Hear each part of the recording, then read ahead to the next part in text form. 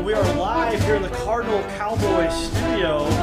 Wow, we've got some exciting news. We've got a world famous guest on the show here with us. So we are really excited. We're going to bring on.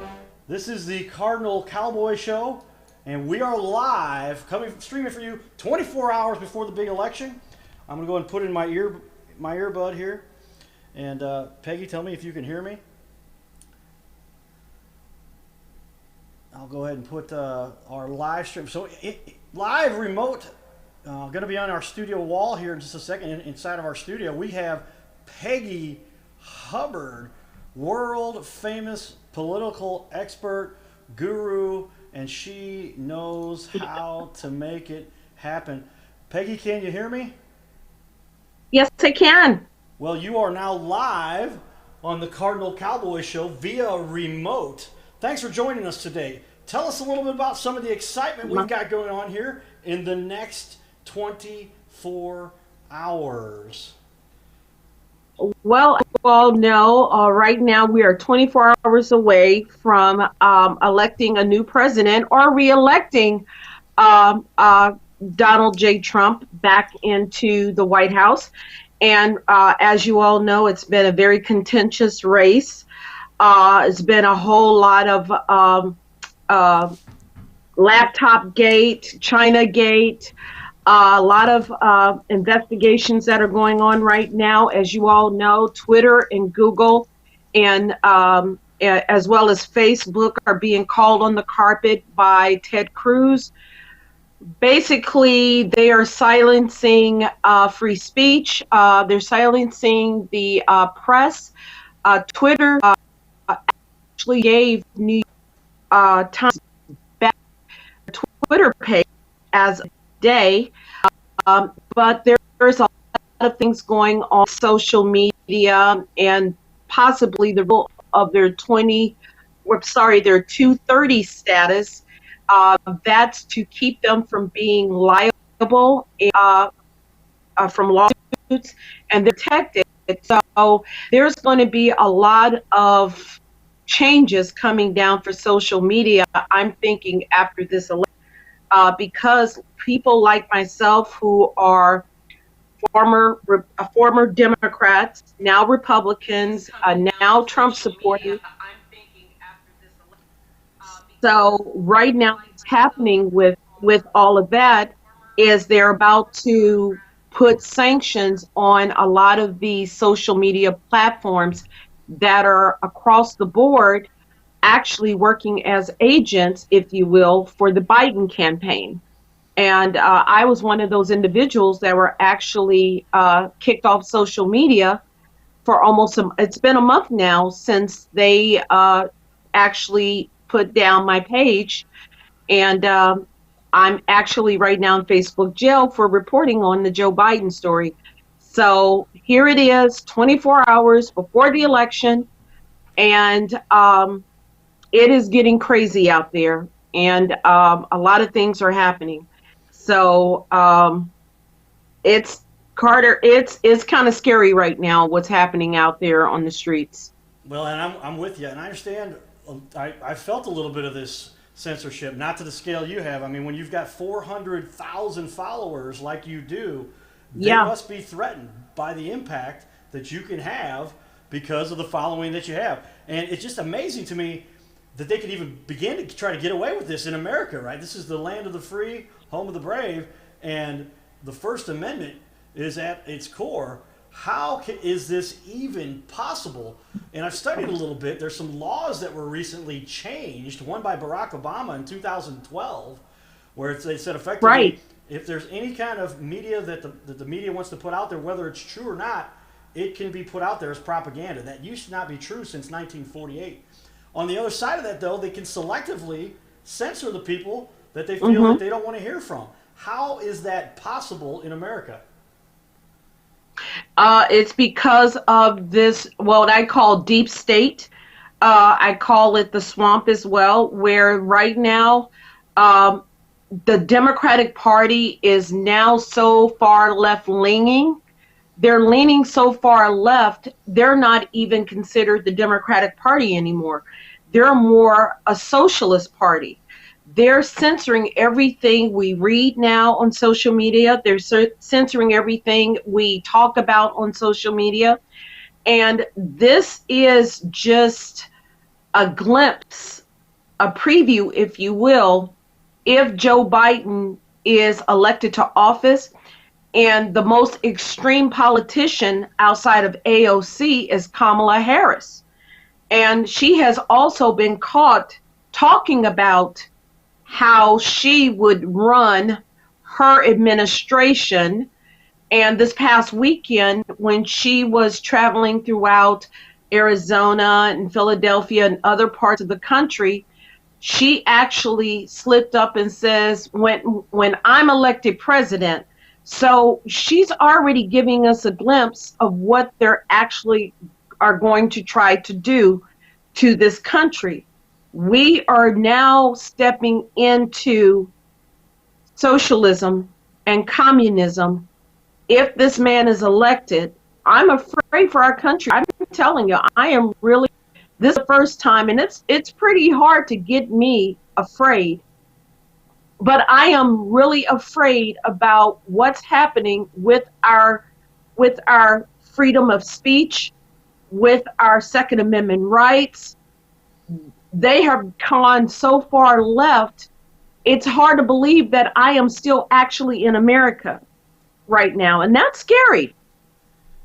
Well, you make some great points there, and it is shocking. I mean, because we so strongly hold our belief in the First Amendment.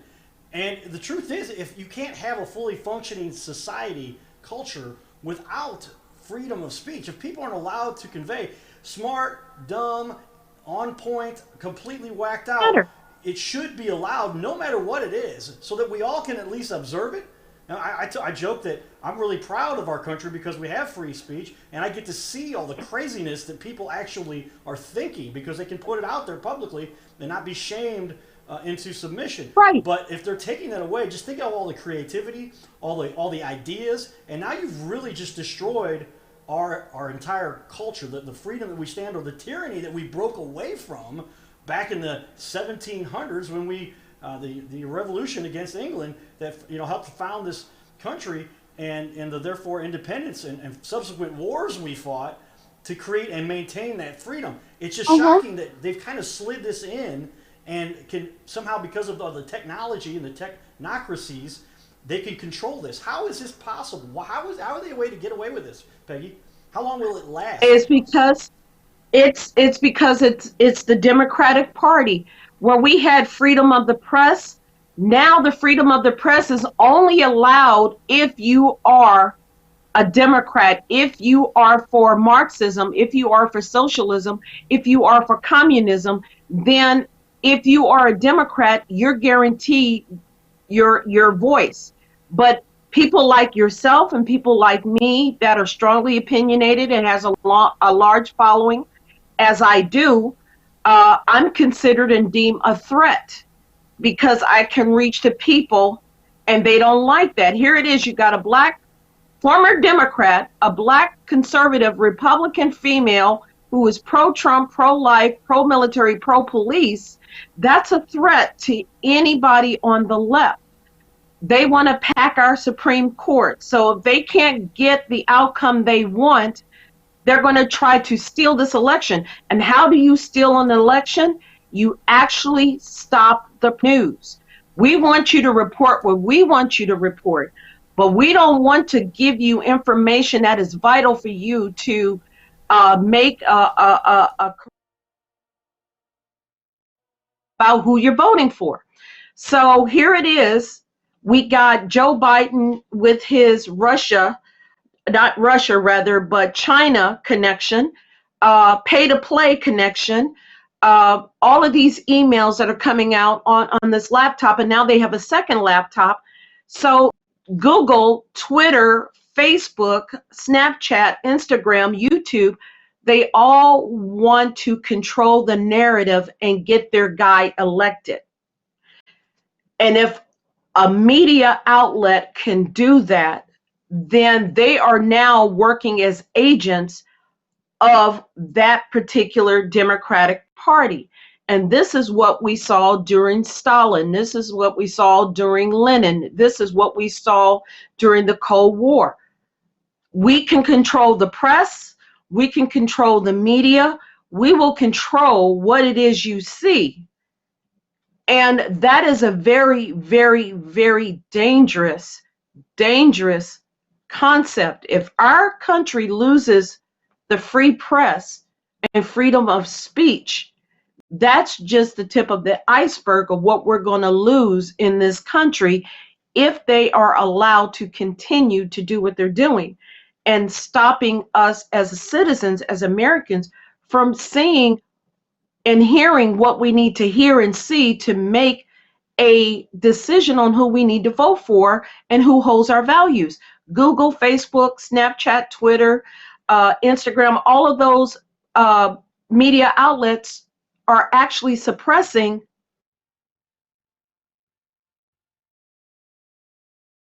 who we are going to elect.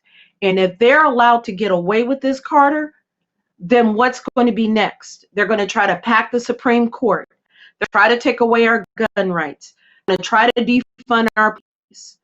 This is how socialism, Marxism starts. When you can control the people, then you can control the information.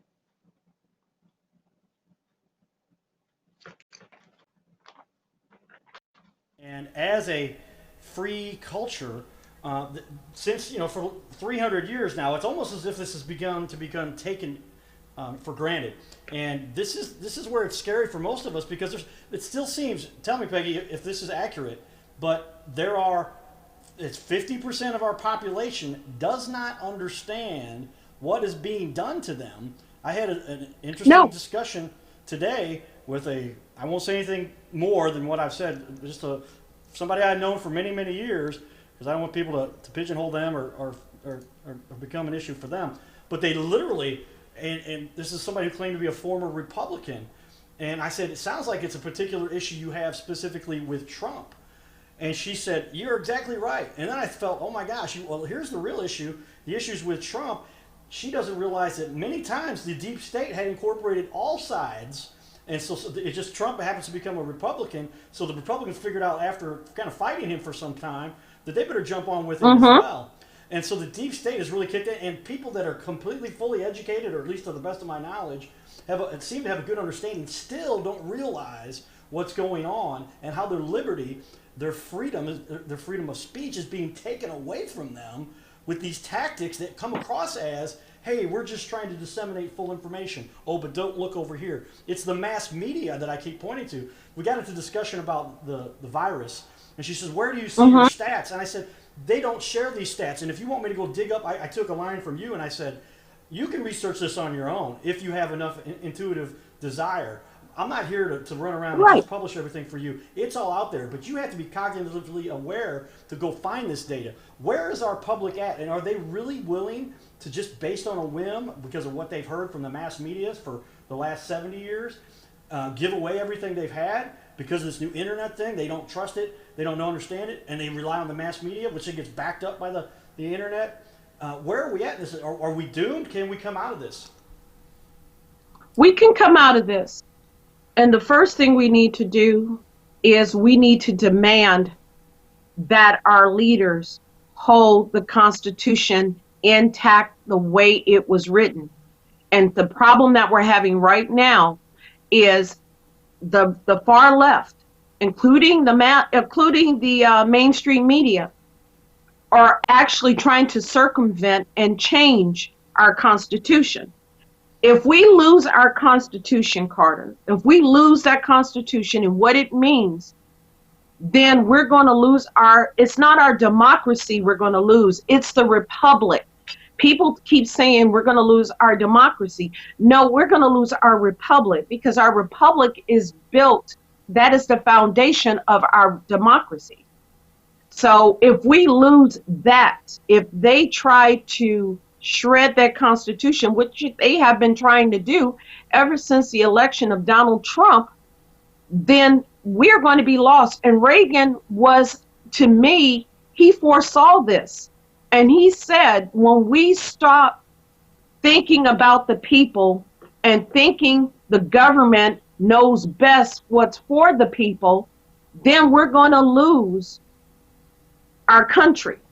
And that's what's happening. People don't want to look at the information. People look at fake news like CNN and MSNBC.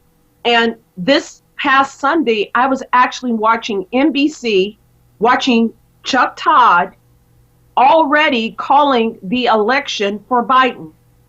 He did not bring up not one issue about what's happening with the China, with the emails, with Babayansky, the guy that was interviewed by Tucker Carlson. Right. I watched all of these news channels, CBS, NBC, ABC, CNN, Headline News. I watched all of these pundits and all of these channels outside of Fox News.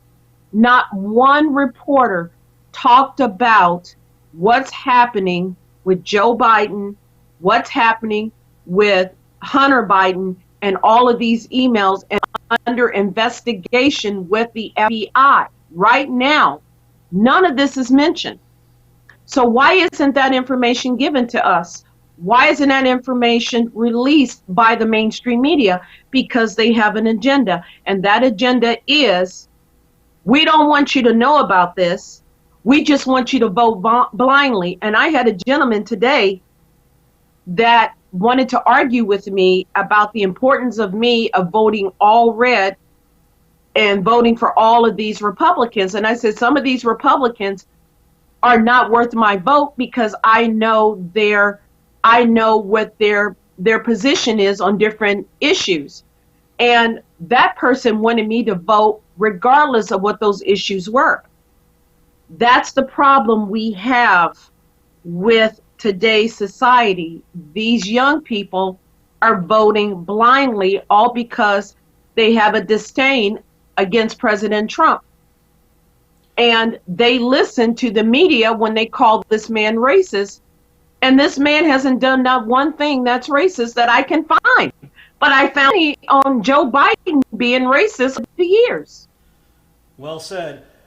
Are we at the point where literally people is it because they've just become too flooded with the information that they don't understand, and they say, I've just had enough, I'm going to shut down, because there's so much of information available. My argument, I do a lot of public speaking. I give keynote speeches to, for me to say, right, at different events for different organizations and businesses. And one of the key points I make is that now there is no excuse as to why you don't have the information, because it's out there. But it seems as though the tactic, and I've talked to one of my top aides with this, is that they just flood you with so much information that everything gets so watered down you can't tell what to believe and what not to believe. And then the people who really control this, you get into Cambridge Analytica, and the truth is, according to the documentary that I watched, that Barack Obama kind of established their validity and their usefulness. And then Trump also adopted that strategy, and it was because they just pulled the data and they did what was best for their own purposes. And now they're flooding us with this data that we can't tell what's reality and what's made up. And it becomes an issue where you have to spend so much time researching. Is that the issue we have? Most people are saying, I just don't want to deal with it. I want to do what makes me feel good. I want to do what makes me feel like I'm doing what is right. And I don't even want to bother to really think about it. And we've got about 50% of the population that falls into that boat. The other 50%, not that they spend so much time actually analyzing it, but they have a better gut sense of, hey, there's some BS going on here. And I can feel it, and I can tell, and we're not going to let this happen. I'm going to these rallies that are just jam-packed, thousands of people. You've been there. I've seen you at them. Where are we at with this? Is it too much for people to take in? Are they just trying to bully us with bogus information, cases, cases, cases. Mortality rate is lower than the flu. Who cares about cases? Those are a couple examples. Tell me what you think. Well, what I think right now is what they're doing right now is flooding us with a lot of misinformation.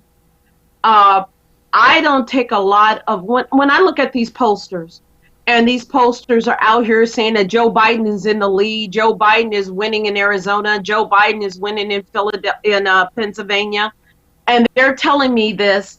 But when I look at all the rallies that Trump has put on over the course of the last 3 years, since he's been reelected, he's been doing rallies. He's been doing rallies after he was elected in 2016. So this was a continuous thing. So now we have Joe Biden and Kamala Harris that are here. We are 24 hours away. And when I see those rallies and they're telling me how far they are in the lead, and how all these absentee votes are coming in, and all these vote by mail ballots coming in, and they're all for Joe Biden. But when I look at those rallies and look to see if he has only 50 people, where Trump had a rally and people were lined up for over 9 miles to get into his rally. So what is the media doing, and why are they trying to push this narrative that this man is actually winning? They did the same thing in 2016. They are trying to hype this individual up and tell us that he's winning, so we as Republicans rather, and conservatives, don't go to the poll. See, there's a method to their madness. They're telling us this man is winning and he's 3 to 4 points ahead of Trump in these polls. But when I look at these rallies side by side, I know that they're lying. I know they're not telling the truth about how many points he's actually ahead. I think they're doing that so we as conservative, as Republicans, as Trump supporters, as Americans will not go to the poll, because what's the use of going if he's already 4 points ahead? What's the use of going to the polls if they're telling us he's already won these key swing states? See, they're doing this for a reason, and a lot of us on our side, on the Republican side, on the conservative side, we're not buying it. We're not buying this because we have gone to those rallies. I've seen you at those rallies. We have gone to parades, and I have seen, even though came out, Carter, they had a rally, the Amish. So you know how they are to come out and support President Trump, and they normally don't do this. So there's a lot of misinformation out there. Yes, there is agenda out there. What they're trying to do is they're trying to get us as conservatives not to go to the poll and give us misinformation and hide information from us to try to sway that vote. And that's what's happening right now. And how do we fight that? Easy. Turn off your television. Turn off mainstream media. Stop listening to them, because I stopped listening to them a long time ago. I stopped listening to them during Ferguson. So how do you combat that? Simple. Turn off your TV. If you want the truth about what's really happening, stop listening to mainstream media and listen to individuals like you and like me. That's how you combat it. That's how you fix it. Well said. Because they're not going to be fair. They're not going to be fair. Yeah, and that's where it could this be that this is going to be counterproductive for them, because there's so many people hearing this, but they're hearing on both sides, and they're saying, hey, well, then if we've already got this one, now the Democrats will say, hey, well, then I'm not going to show up. We've already got this one. Whereas the Republicans have been, and the conservatives become more attuned to the fact that, hey, there's a bunch of BS going on here, and I'm not going to fall for it. I'm going to go out there and vote anyway. It just seems, and I go with that argument from the perspective that it's very often when nefarious, evil Mm-hmm. things are put in place, there's always some, and they talk about how hey, the good stuff will come through anyway, right? Despite the efforts that are Right. being made, and hopefully that's what we're going to see here. Is that possible? You talked a little bit about what's happening in Yes. Pennsylvania, and I mean that's the Yeah. biggest swing state that there's involved here. Are we going to pull this thing out? Is truth going to prevail? Are we going to? Do we want truth over facts? In the words of Joe Biden, but think about what we're losing here, and we've got to put in place and keep in place. So many years ago, and I tell people this is no different than the argument that was made not too long ago, if you really start to study it, by a fairly Mm-hmm. nefarious leader by the name of Adolf Hitler, and he literally pumped in so Yeah. much propaganda, so much BS. He had literally people raising their hands in salute to him, all while they were being tricked behind the scenes and executed, put in gas chambers, shot at gunpoint, all because they didn't realize what was really going on. Right. But the truth will set you free, and it came out, and Hitler was taken down. Hopefully, we don't have to go through that again. Where are we at in this mess? And are we about to? And I don't want to take too much more of your time, but if you want to answer that question and tell me how much time you've got, too, I appreciate it. Okay. Right now, what we see right now is I really think that we are going to come. Okay. The truth always prevails. When they tried to get Donald Trump on Russian interference, and we knew where it came from, the Steele dossier, Hillary Clinton, she paid for this thing. It all came to light, so they couldn't get him on that. Then they tried to do the impeachment. They couldn't get him on that. Nothing. He's better to me than I call him the Teflon Don myself.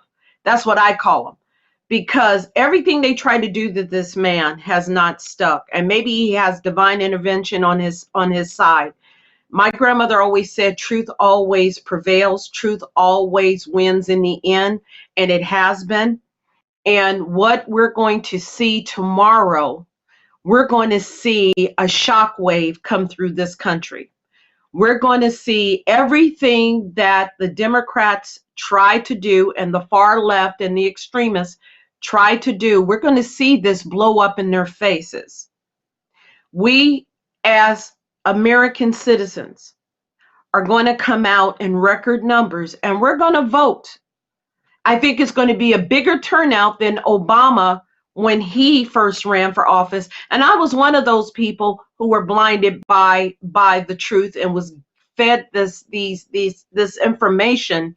Had we would have had a platform, if Twitter was more developed back then than it is now, along with Twitter and Facebook and Instagram and all those other YouTube and all those other platforms, I think it would have been a different outcome. Obama, I don't think Obama would have been elected. Had we would have known about him and his background, I don't think he would have been elected. Here it is, fast forward. Now we have all these media outlets like Twitter and Facebook and Google that are trying to circumvent our voices and not allow us the information. Now they're being caught. Now we know what they're up to. Now we see the mask has been pulled off. Now we're seeing up close, with the help of Senator Cruz, what's actually happening on social media and why they are trying to suppress information and literally suppress our votes. Right now, what's happening in Pennsylvania, their attorney general is trying to call the election already for Joe Biden. As we know, it's like I believe 20 electoral college votes. So this is a huge swing state, and already the laborers and one of the most liberal newspaper who has never called an endorsement for a president in over 50 years, For Republicans. the Pittsburgh, right, for a Republican, the Pittsburgh Post called it for a Republican, Donald Trump. They endorsed him today. First And that's unheard of. They have since 1970. exactly. for Nixon. And yeah, I mean, Yeah. it seems like some people are beginning to realize what's best. And I saw Megyn Kelly talking about this in an interview she did recently. She's bounced around. She went from Fox, she went over to, I believe it was NBC, and then kind of didn't find a peaceful place either one of those. But she always just kind of speaks her mind. Right. She's been a moderator for a number of debates too. But she said effectively, Right. the media has and continues to. You and I know this, but is this going to continue? They are continuing to lose credibility to where most people now are saying, "I'm not going to listen to them. I will not even pay attention to what they say." As a matter of fact, whatever they say, I might think that the opposite is true. What's your perspective on that? Right. Yeah, exactly. Like I said, look at the story with Biden. Look at the story with Hunter Biden. You haven't heard them say not one thing about Joe Biden and Hunter Biden and their involvement with China. But you heard it all over Fox News. You didn't hear it with CNN. I didn't hear it this Sunday. And Chuck Todd was actually calling the election already for Biden, talking about how strong his rallies are. And I had more people at my garage sale than Biden had at his rally.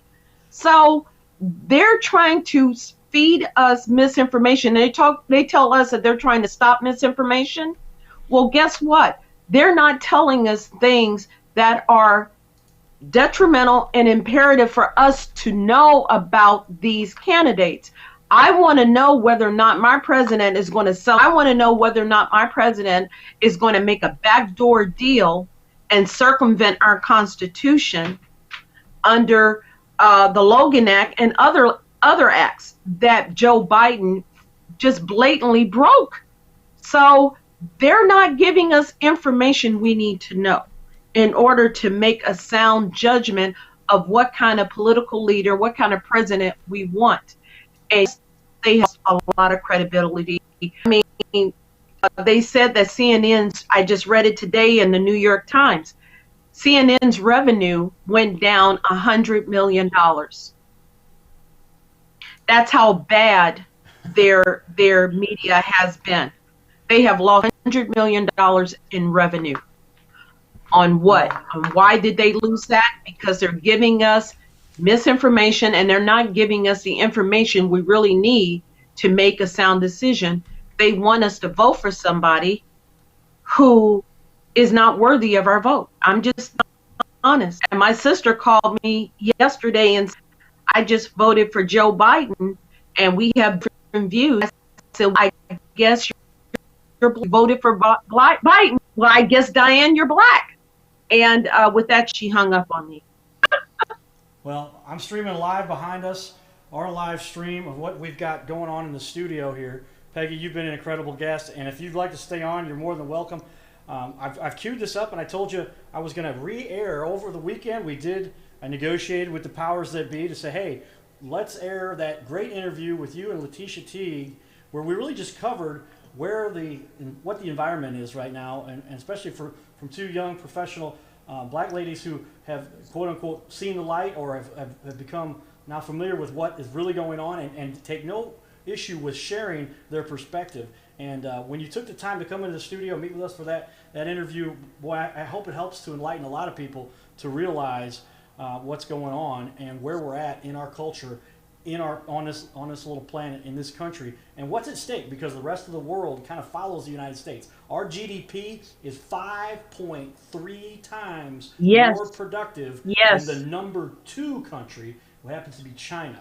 And if we're not out there producing, we're not the ones creating, then all the innovations, all the things that change our lives and improve our lives, that allow for us our sustainability, are doomed. And we just can't allow that to happen. A lot of people, I don't think, realize that and what's at stake. And here we are with an election that could really push one direction, especially when you see the corruption is so obvious. If there had been even a hint of such against Trump, he'd have been lit up, they'd have been all over the news. But when you've got documented videos, emails, correspondence with up to, I think it's 4 other countries where they were negotiating deals, Ukraine, Russia, China, and one other country, I forget, I saw.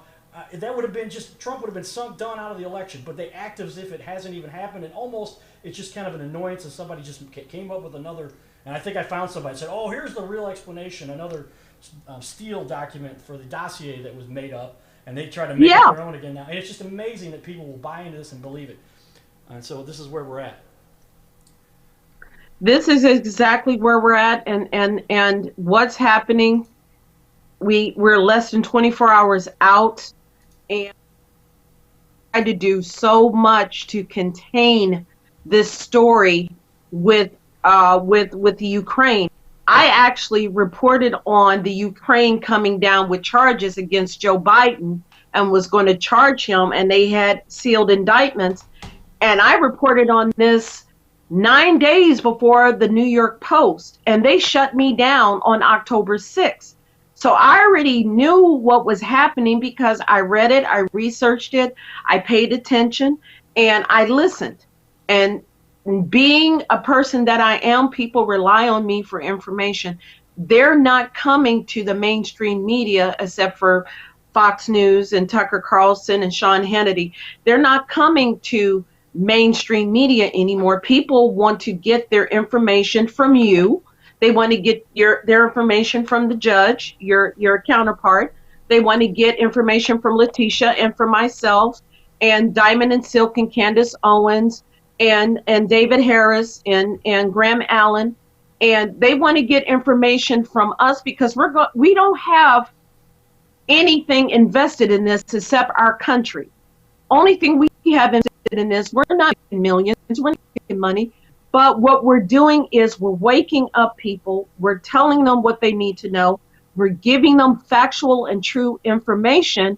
And that scares social media to death. And that's why people like me and Lateacha and Diamond and Silk and all these other pundits, that's why we're so dangerous to Twitter and Facebook and Google, because we are actually building these followers. We're taking next level. Also Americans and information out there that we as Americans, we need to know. And they're not giving us that. So if they won't give it to us, people like you, they give me a voice, and people like Tucker Carlson and Sean Hannity that bring on real Americans to talk to us to get a beat on what we're actually thinking and what we're feeling, and giving us Americans a voice. And it's about time we have a voice and stop relying on fake news, like President Trump said. And that's the beauty of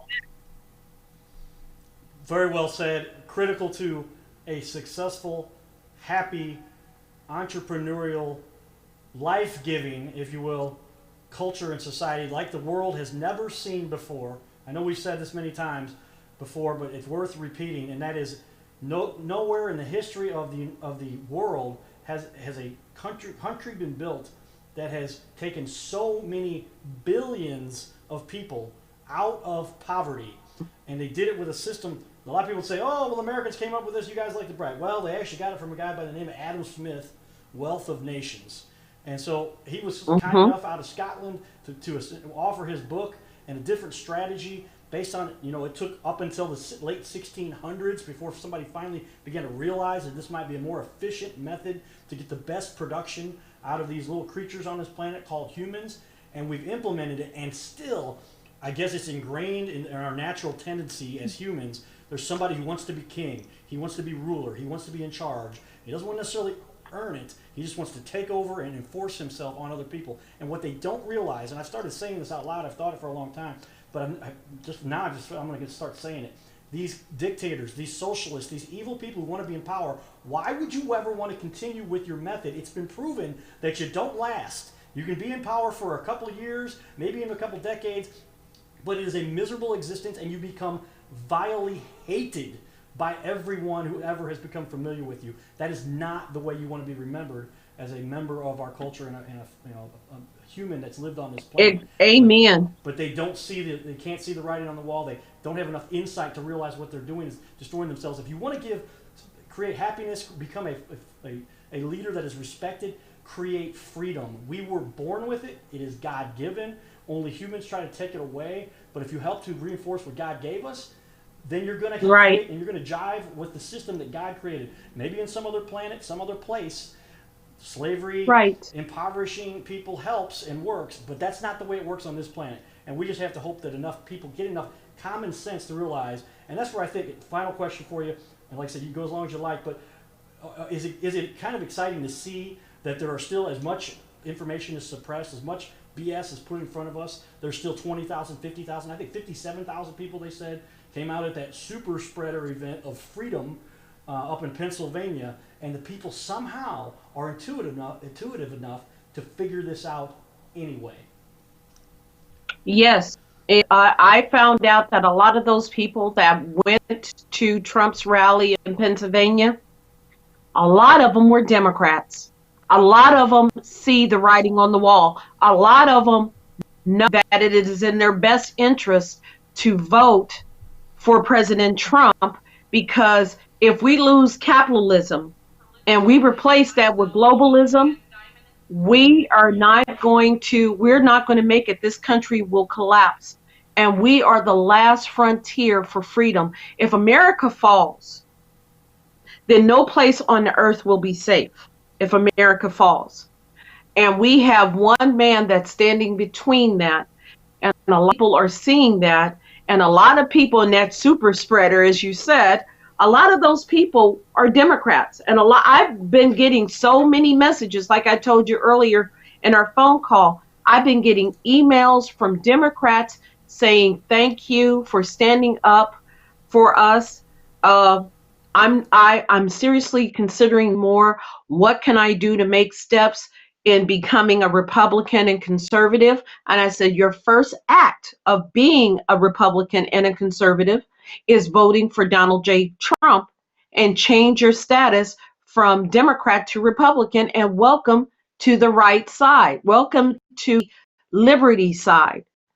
And they told me that when they go and vote and they put in that vote for President Trump, they have a sigh of relief, and it feels like a weight is off their shoulder, because they see the side of the Democratic side now, and it's not pretty.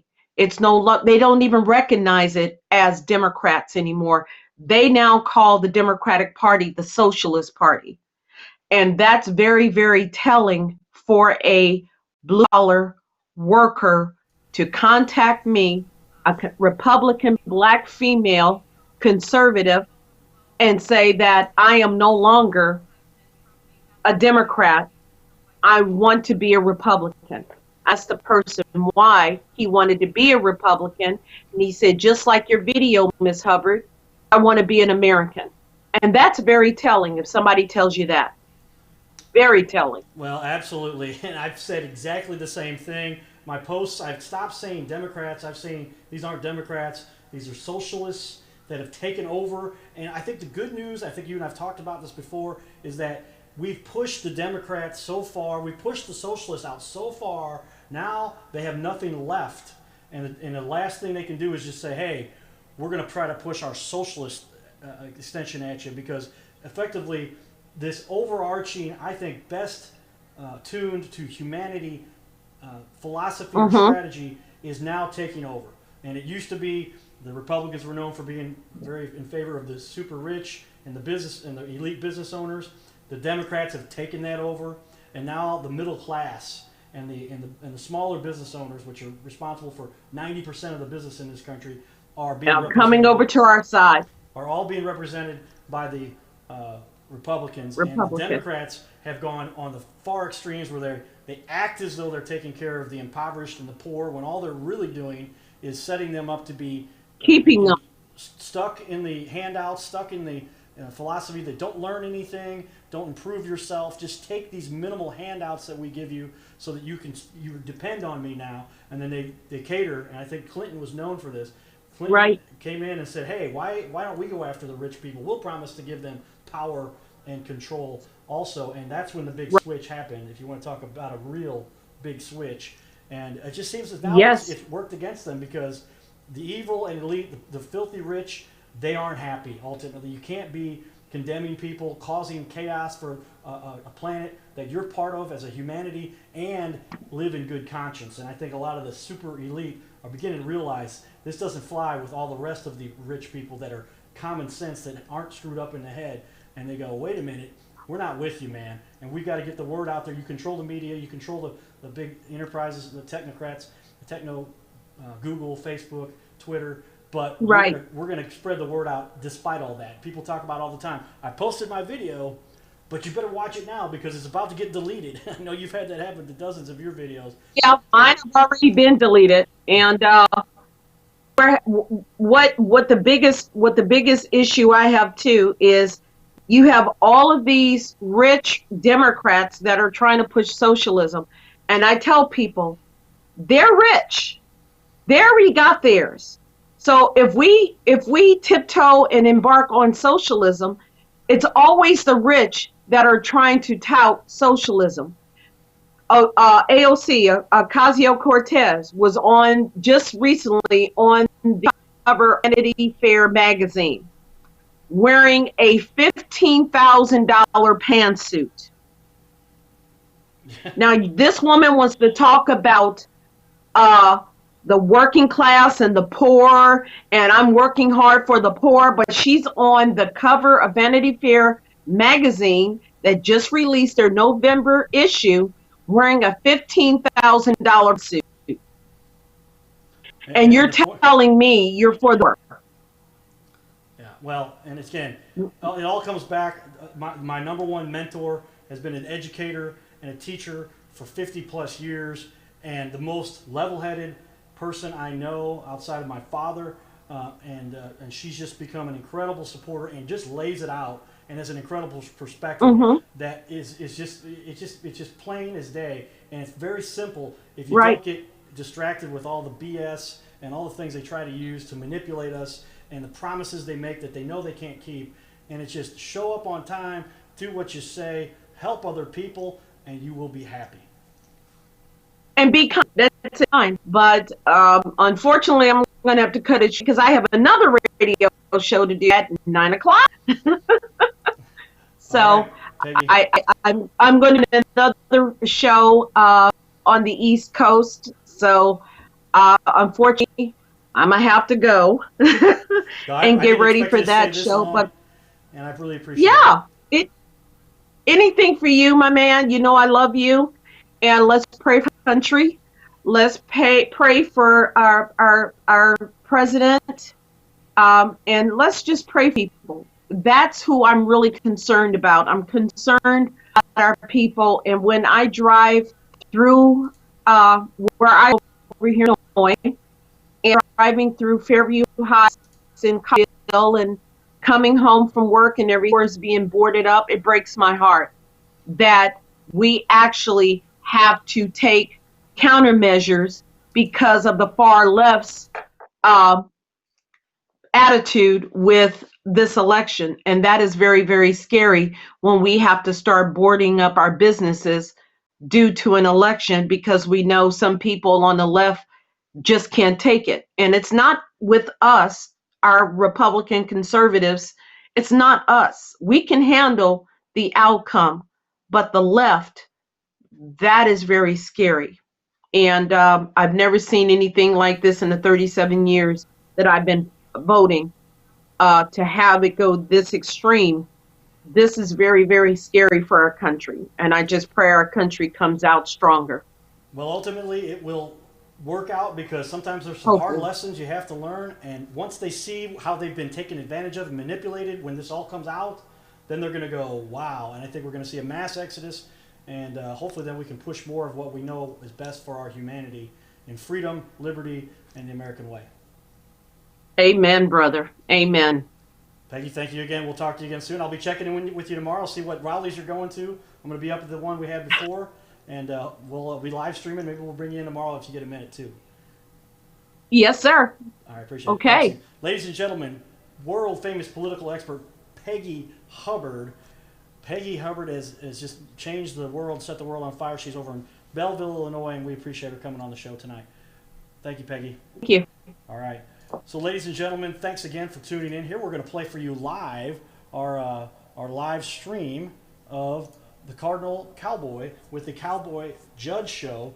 So this is myself and the judge, our Cowboy Judge Show on ABC. And this interview happened about a month ago. and we timed the airing of it to happen this last weekend. Our air shows multiple times over the weekend, and so we're excited to replay that for you right now, here live, for you to enjoy this live stream replay of the unedited version of the Cowboy Judge Show. We did find out that there were some political perspectives. You couldn't put anything promoting one candidate or the other unless you fit into another category, which we would have had to apply for and do all that. And so I had to blur. I do the editing a lot of times, so I had to blur out anywhere. We just had a picture of Peggy with a Trump sign, and that had to be blurred out. So, but this is the unedited version of that. We hope you enjoy this. This is the Cardinal Cowboy with the judge from Wentzville, Mike Carter, and this is the Cowboy Judge Show coming to you live right here from the Cardinal Cowboy Studios. Stay tuned and hope you enjoy this latest version of the Cowboy Judge Show. Giddy up.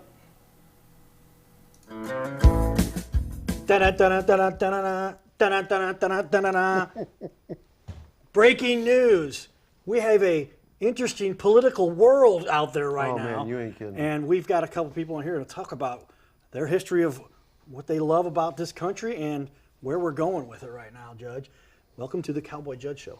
Yeah, and sometimes I'm so excited about today because sometimes I'm an elected judge. I have a nonpartisan position that I hold. It's we don't have to declare or anything, and that's that's gravy for knocking on doors. You just don't have to get into it as much. And I've been lucky since '09 to run and hold that office for a good long time. But try to evade politics a little bit. But it seems like we both have a little bit of a smattering of interest, and it comes up. And right now, we're coming up on the biggest presidential election in at least 4 years. A lot of people say a lifetime, and to have some folks here who are willing to talk, straight about what they're thinking about politics is just, I think, very refreshing. And we've got Tigue, yes, sir, who's got some friends up in high places, used to hang around, or to some extent, Eric Greitens, who might come back and run for Senate, is one of the rumors I've been hearing for a while. Probably is going to skip past governor and see if Blunt's going to come back when his term is up, I think in about 2 years. I could be wrong. He appointed you to a commission or two, it sounds like. And then we have Peggy Hubbard, no stranger to politics, and on the Illinois side, yes, a Republican primary candidate for Senate, yes, federal Senate, not state Senate. yes. And one of the things I find most interesting about that is I taught marketing for a long time. I still do a lot of it. Got 300,000 or 400,000, 500,000 Facebook followers.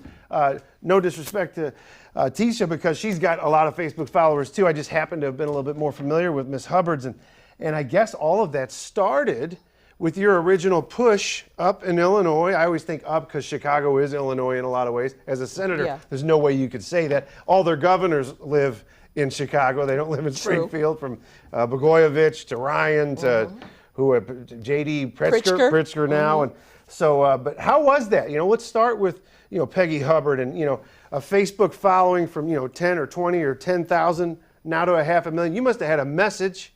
What was it? What is it now? What are you doing? The message is basically just truth.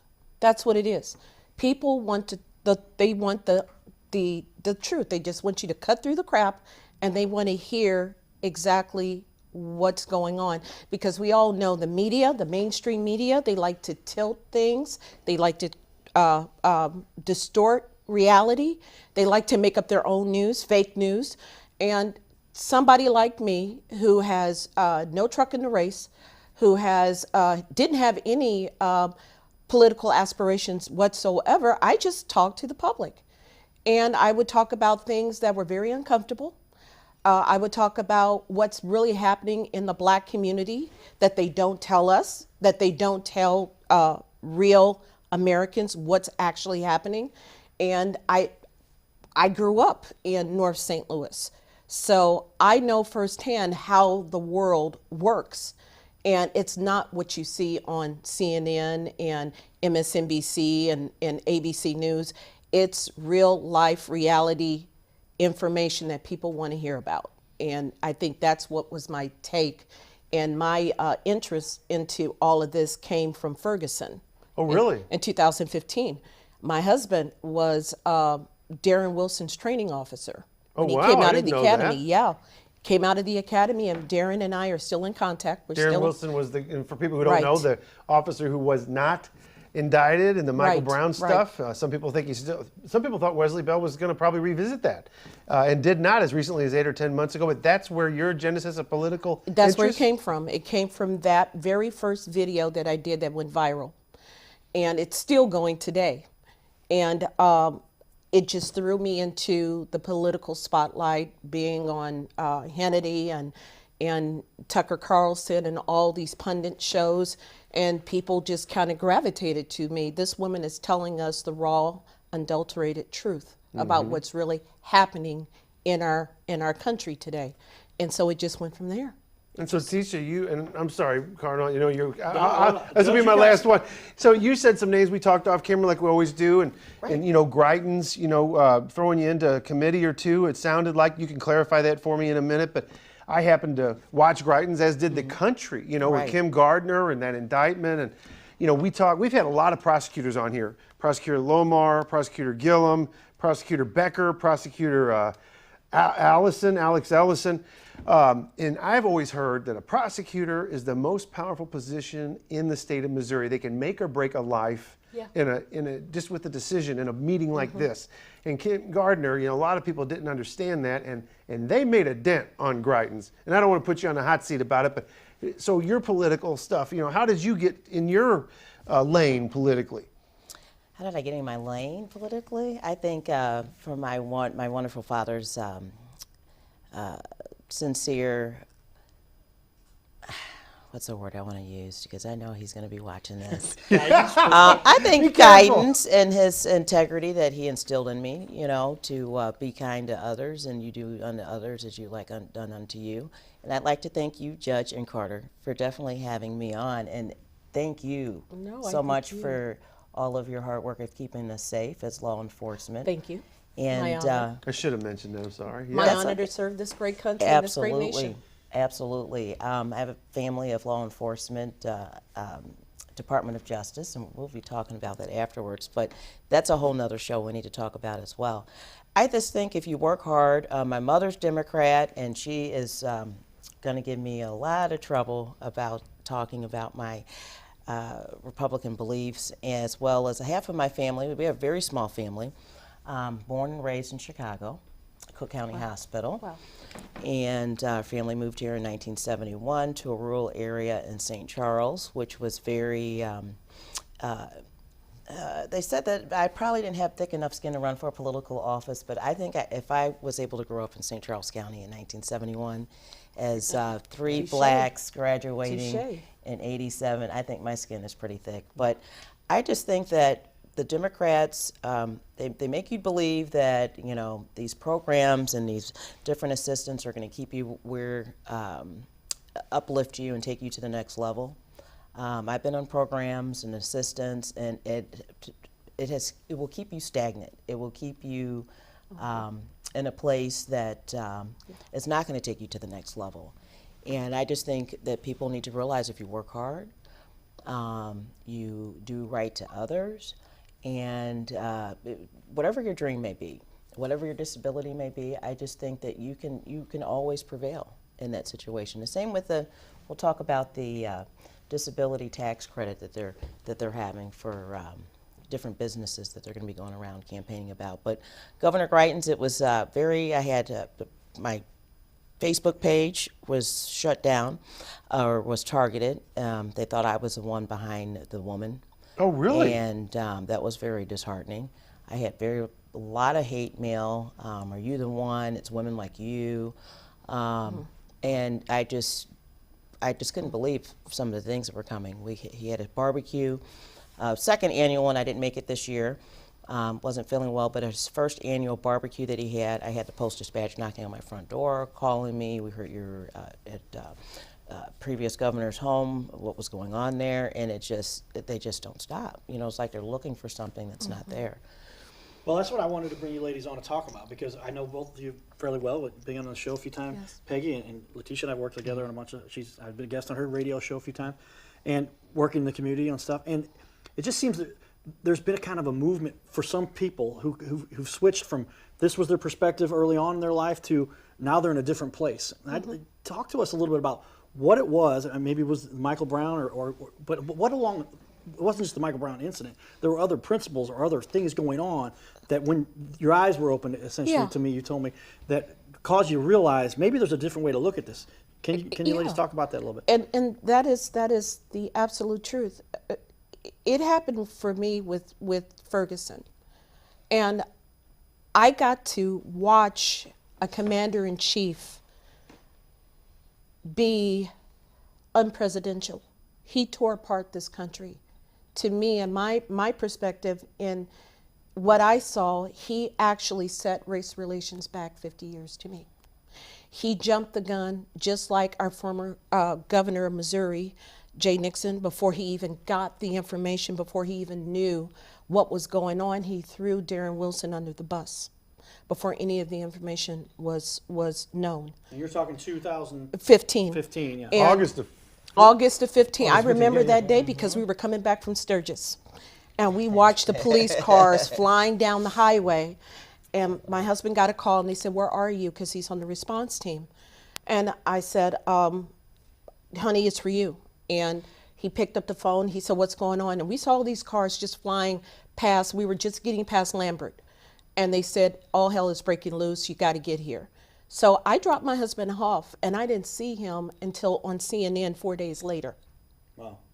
And watching him getting pelted with bottles of urine and feces and bricks, and it was just chaotic. And you would think a president would get on national television and say, "Let's all pull back and let calmer heads prevail and stop this." No, he encouraged it. And when I saw that, I really started to look at the lie that was the Democratic Party. Now, what do you say to those folks who say, well, Peggy Hubbard used to be a police person, woman, whatever the best way to say it is, and your empathy and sympathy for, Darren Wilson's side or whatever might have been exaggerated or more understood or something like that, and that maybe your perspective changed the way you saw it, and somebody's got to make a decision and act on it that day, and maybe we should pull back and act slowly, but you got to do something that day, and sometimes you do the right decision. Like George Bush used to say, "I'm the decider," right? You either get the blowback or you get the pat on the back, right? And so I wonder, Right. Do you think that had anything to do with, what do you say to that person who says, "You were in law enforcement, you got a different way of looking at it"? No, I look at everything the way it is. I have turned in, as a police officer, I was in a unique situation where I saw other cops breaking the law. I saw other cops mistreating motorists. I saw other cops actually harming someone in handcuffs. I turned them in. I'm on the right side. I'm not on I'm on doing what's right. And what I saw and what I witnessed wearing that uniform and wearing that badge, that meant to me, you are responsible for not only the person that you're actually holding, but you're also responsible for the honor of all the people, men and women, that wear that uniform. And for somebody to do what I saw these officers doing, I don't care. You're going to do it the right way, or you don't. You're not allowed to wear that uniform or that badge, because they entrust us to come out and uphold the law. We should be holding of that law, not breaking those laws. And there are a lot of bad cops out there that have no right wearing that uniform and no right wearing that badge. But that does not take away from all the good men and women that are out there day in. Like my husband, he's still a cop. Matter of fact, he's on duty right now. Okay. In North County. Right. So I take that seriously. I take that oath of office seriously. Just like when I was in the Navy, I take it seriously. And I have no problem turning in bad cops, and I have done it. 2 of them are in prison right now. So what was it that you say that led you to be enlightened or have a different perspective on the party that you had followed for so long? All my life, we as Black Americans were told that the Democratic Party was the only party for us. If you deviate from that, you're no longer Black. You're no longer one of us. And I beg to differ. And when I saw what was happening and how I saw it, I saw political figures actually not helping the situation.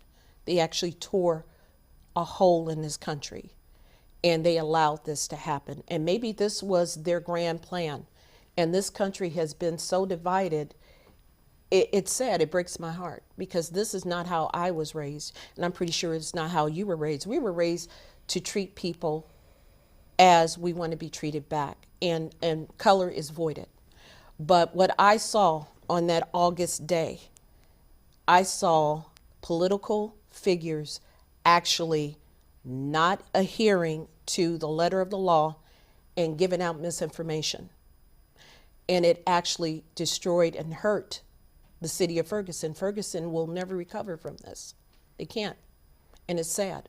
Lateacha, your transgression, Yeah, like I I said, from a household that was split, and then where you're at now. Yeah, and I was there. What was your thought process of why you decided to be where you're at now? I don't think it's something I decided. I've always been that person, but a little bit of both, and just ended up 100% being red and Republican, due to the fact that once you read in the fine lines and read the different things that they're trying to pass, the bills and such, and see that there's layers and layers of things that they're thinking you're trying to help, but after you get, into that fine print, there's always something in there that is not in the best interest of African Americans, of anybody of low income, or whoever is guided to go that direction. But I think in the state that we're in now, a lot of people want to say it's race relations. I think it's all about the dollars and cents. The more money that you have, they want to do lunch, they want to be your friend, they want you to come over, and break bread. There's so many families that just growing up in St. Charles area that said that you are the first black person that we've had, and I consider myself chocolate mocha. I wouldn't even say black, but caramel chocolate, but that has sat down and break bread at our table. I'm like, well, that's fantastic. Wow. They said, well, we don't see you as being African American. We don't see you as being that black person. You talk different, you walk different. You're like, there's something different that a person of color is supposed to do. Mm-hmm. But I just perception. It's a perception, correct. And I just think Get into that, yeah. Yeah, I got into a lot of that. And then, believe it or not, people ask me all the time, how was it growing up in a rural community? It was not my friends, it was a lot of my educators, because we are in a southern state, whether we want to realize it or not. Missouri is a southern state. Really? I mean, I get it, but I guess I don't think it that often. And logistically, not so much, but you're saying it's a matter of culture. No, I get it. Yeah. Oh, a matter of everything. Lifestyle. I mean, the Red Door, the slavery, we have the underground homes right there on Fifi that they used to run the slaves through, and a lot of people aren't even aware of that. But I just think that, and I was on the radio for the Ferguson USA, and walking around in the 1380, the X at the time, I believe, with Mickey Munger Jones, and we're walking around the day after to the businesses because they were hit hard in Ferguson. Yeah. And I had some of my police friends, what are you doing there? Because I'm live. We're scared. Are you scared? Are you worried? And I'm like, nobody's going to do. They're wanting someone to reach out and let them know you're going to be okay. That somebody's there to help you, which I didn't see any of that going on. I think people were scared because it is an African American, caramel, black, brown community that people were scared, I think, to come into. They're like, there's no police here, and I'll be there tomorrow for a ribbon cutting. We would love for you to come for the Ferguson USA radio talk show at the Pastor Pearson's. Okay, let me know. But I just think that read the fine print. Ask somebody to give you information on what are these policies and procedures that the Democrats and the Republicans have in front of you, and you'd be surprised. A lot of people don't really understand, I got a question. I got two questions for you, actually. One along those lines. I hope I can remember the second one. It sounded like I might have hit a landmine with Greitens, but I do have another question about your thoughts on that. But I hear a lot of people, and sometimes I get this echo effect when we shoot some of these shows, but a lot of people say, he said this and that without any evidence. He said this and this without any facts. And 9 times out of 10, the people who are accusing the speaker of not having any facts, by the way, they haven't coughed any up of their own, right? So they say, you don't have any, but they got the limelight and the speaker and the camera, so they don't have to cough theirs up to the other side, right? No. And a lot of times I'll say, when you were reminding me of it, is, when's the last time you went to either Jeff City's Congressional Hall or DC's, which I've been to both, you guys have probably been to them too, and you can look up yays and nays and abstentions. And, that's primary data, right? If you care, and like it sounds like you have done, and you dive into the minutia of these things, then you can start talking about, here's what's really going on. And the problem is it's hard. No one wants to do it. So we're left with Fox, MSNBC, CNN, and this show, whatever it is. But I think you're really on. I like what you were saying and digging through and doing that. Anybody who takes that kind of time is leaps and bounds ahead and leads the other people. And you get the little bit of latitude to, I'm the one who went and checked out the votes and the statutes. So when I relay it to you, guess what? You got to take a little bit of me with it probably, because this is how I interpreted it. And so I think that's neat. The other thing I wanted to ask you, that was just stealing your thunder there, I'm sorry, but on Greitens' thing, he went through a lot of similar parallels with, and even at the time people talked about it, with Trump. And, take him, leave him, hate him, whatever. They both have had a lot of negativity and hard to find any positives, in the media about either one of them. And I really mean that when I say take him, love him, hate him. I know we've had this for a long time. He's not the first president that people had opinions about. Greitens wasn't the first governor people had opinions about.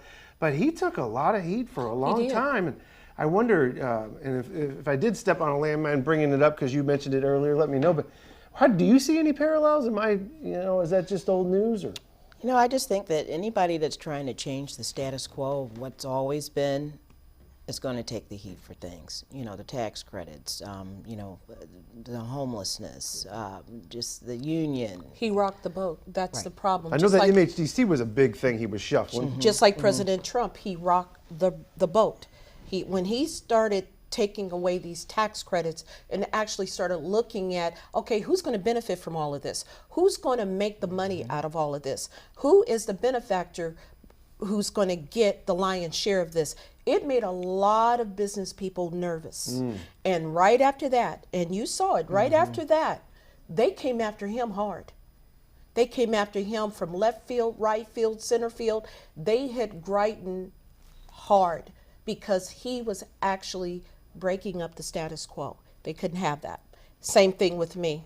I broke up the status quo. I really struck a nerve in Illinois, and I'm still hitting that nerve because we have a rhino who is running in Illinois as a Republican, and he's a Democrat. And the Illinois GOP doesn't want me to talk about that because you need to stay in your place and be a good little girl and let us run the party. Well, guess what? Everybody we put up in the party to run against Durbin, there's no fight.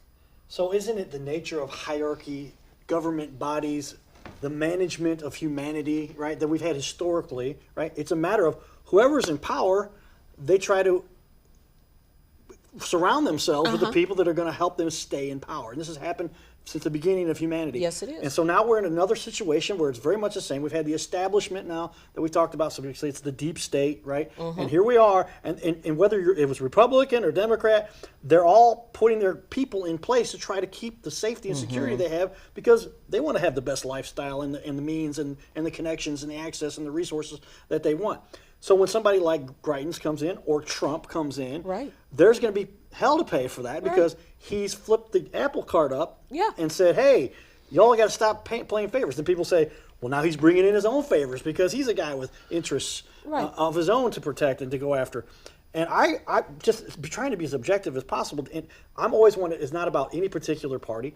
People that talk to me personally will know kind of where I stand. But it's all geared towards the strategy, the philosophy of let's do what's best for the community, not the things that I like to, as someone who's overcome a coma, when they told my parents I wasn't going to be able to take care of myself, that was the last thing my dad was going to allow those doctors to continue to say to me.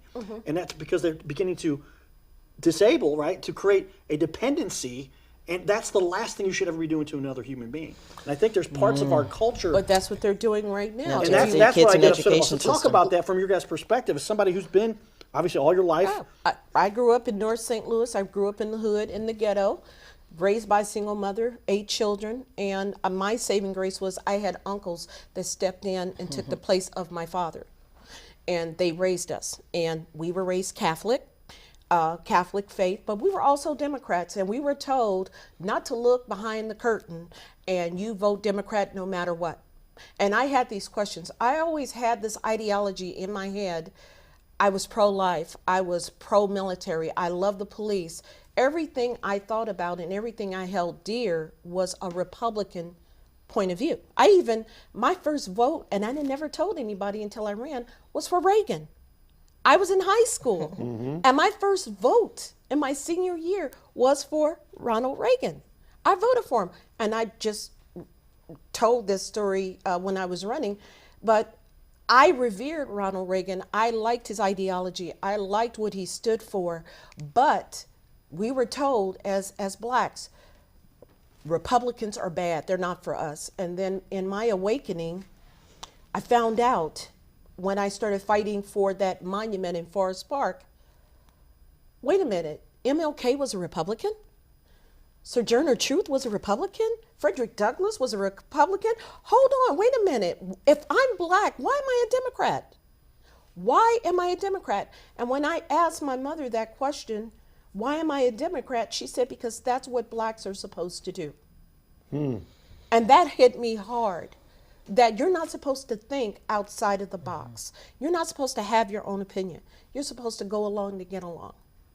And as I woke up and walked away from the Democratic plantation, is what I called it, and I left, my family pretty much, they cut me off. They have nothing to do with me whatsoever. Really? No family functions. They even kicked my husband out the pulpit in the middle of church. Wow. Took his keys and told us, because we were no longer, we voted for Trump, and we were open about switching to being a Republican because of Ferguson. That's what really opened our eyes. And it really hit home for me when my husband came home after 4 days on the line, front line of Ferguson, being hit with urine and feces. He came home, went in his office, he shut his door. And my husband is 6'1", 215 pounds. Fine man. Still in love with him. Still in love with him. And he cried. He bawled his eyes out because everything he believed in as a police officer, that's all he ever wanted to be, was a cop.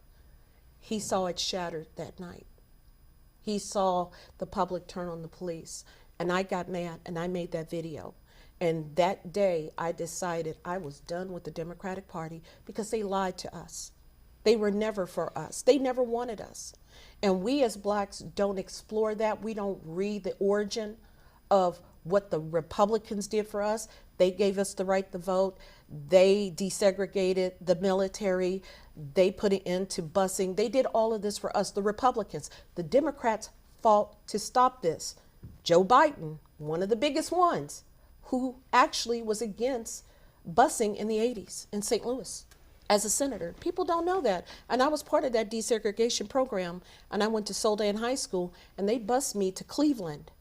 And I stood out there and I watched whites with baby dolls lynching them with signs saying, N-word, go home. This is what they did. And Joe Biden. What school was that? Soldan High School. I got bused from Soldan in North St. Louis over to Cleveland during the desegregation program. And that's what I saw. And I could not believe it. And these were Democrats doing this to children.